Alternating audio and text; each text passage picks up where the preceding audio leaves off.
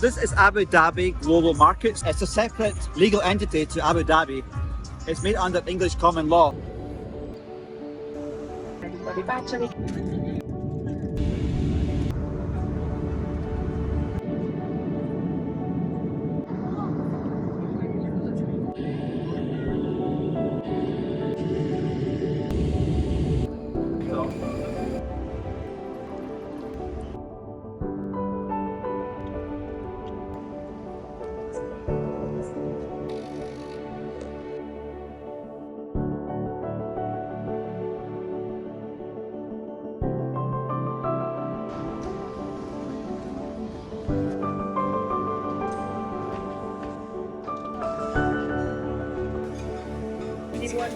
Yeah.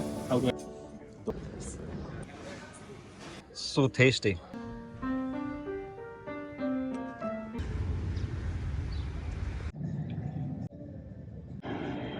Chinese cars here. Look at 1, 2, 3, 4, 5 lane motorway. I'm going to meet a lot of interesting Arabs and I guess Westerners as well. It was also not so clear how to get there because you had the institute from two different sides. Yeah.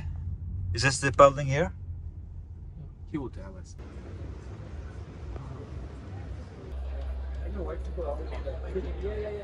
Are able to access investors and copy investors from all around the world. A popular investor is someone who's dedicated to learning and investing. We've got some amazing investors who have been with us.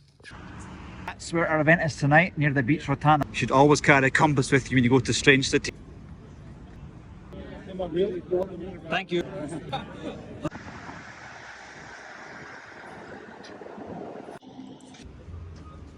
Where do you live now? In Frankfurt. I live in Luxembourg.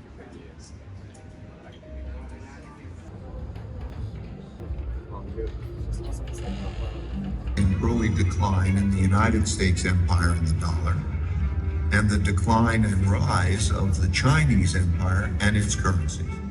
British, US, and China inspired in overlapping cycles that lasted about 250 years have been periods of great conflict because leading powers don't decline without a fight, is derived by averaging education and technical input. The power of their financial center for capital currency. Because these powers are measurable, we can see how strong each country is now, was in the past, and whether they're rising or declining. By examining the sequences from many countries, we can see how a typical cycle transpires. And because the wiggles can be confusing, we can simplify it a bit to focus on the pattern of cause-effect relationships. Better education typically leads to increased innovation and technology development, and with a lag, the establishment of the currency as a reserve currency. You can also see that these forces then declined in a similar order, reinforcing each other's decline. Thanks for that. A pleasure and a privilege to have you here. You understand, I'm a global macro investor. I'm just basically trying to position myself for what's coming. But one of the things that I've learned is that many of the times that I've been surprised by things, it's because they never happened in my lifetime, but they happened many times in history.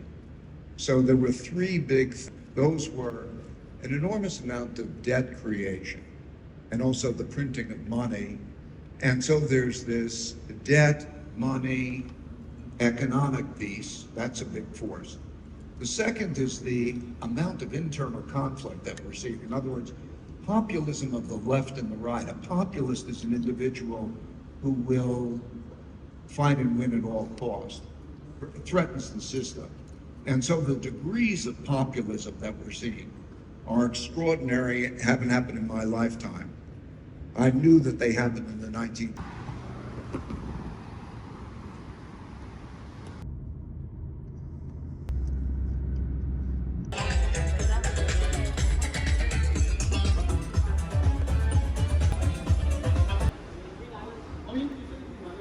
eToro reception for lunch.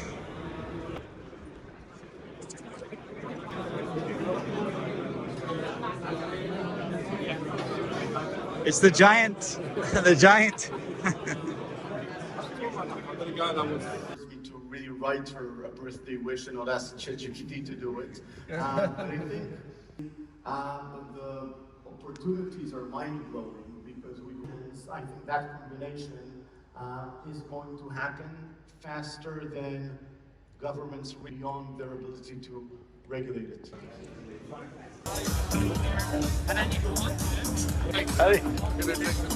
A huge congratulations to eToro for launching eToro Middle East in the ADGM. Let's get the party started. My name is Raj and I'm here to entertain you.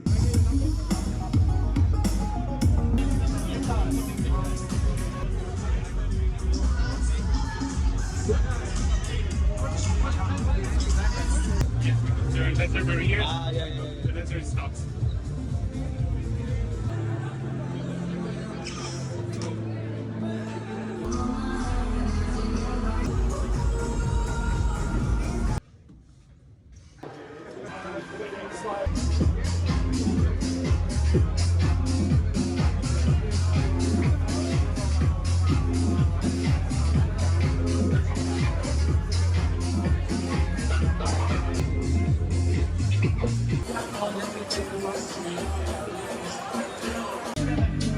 Still my playlist, huh?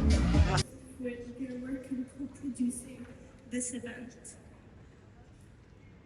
This week-long event has rapidly become one of the most important dates in our calendar. But it feels particularly significant this year in light of what's happening just down Sheikh Zayed Road in Dubai as COP28 gets started. The scale, complexity and urgency of the climate crisis is like no challenge the world has faced before. As I'm sure you know, the challenges facing COP28 are daunting. As articulated by His Excellency Sultan Al Jaber, we don't need to wait for the global stocktake to plan our response to the global stocktake. We must lay the groundwork now. One of the areas we're behind in is finance. McKinsey estimates the climate finance gap is around $4 trillion. State Street, one of the world's biggest, most important asset managers, are approaching the topic of transition finance. Economic landscapes changed over even just the past 2 years. I think the political landscape has changed a lot over the last 2 years. People on a certain side of the political spectrum saying you must invest, you can't be investing in these industries. In other places, you've got what, for lack of a better term, is climate denial. I have someone who's been thinking about this and putting his money where his mouth is. It's an absolute pleasure being here representing my country in Abu Dhabi Finance Week. So I love the question. So one of the most important things that we found out at KBW Ventures is since we've been investing in this sustainability aspect about 8 or 9 years ago, it really depends on the entrepreneur that we're investing in, the sector we're investing in, really not handcuffing ourselves in a specific sector. So we are really sector agnostic, and what we've seen is that food tech has really been overlooked when it comes to climate change and especially for our region, food security. We can't talk about food sustainability without talking about food security. And I think during the last the 2 years that we suffered through the COVID pandemic, I think this region really did dodge a bullet when it comes to food sustainability and food security. It could have been a lot worse, and I think right now what we've seen with ADGM, with companies like NIF, they really see the importance of investing in companies.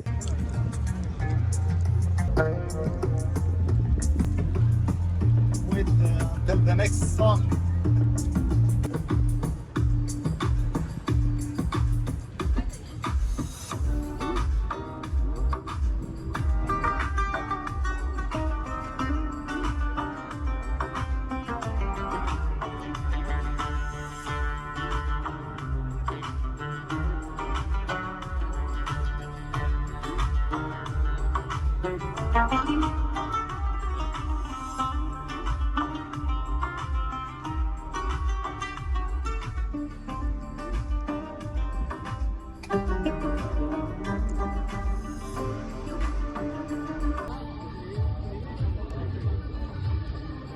Thank you, sir. My mom is from the coffee region. This is a very nice coffee. Right? It's strong. It's, Wait. but don't drink it too much. It's with cardamom. Yeah. But still not great. You want to try? I'm okay, thank you. Enjoy that. And as a coffee nerd, I'm telling you, this is not good. This is Gabor. We're going back to Yeah, to the hotel. to the airport. The opposite way.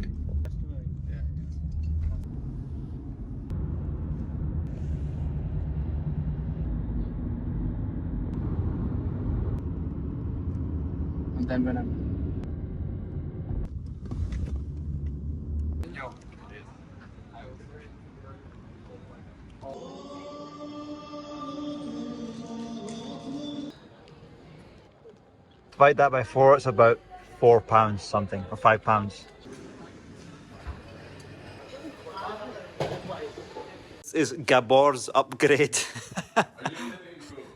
from the chaos of the cafeteria.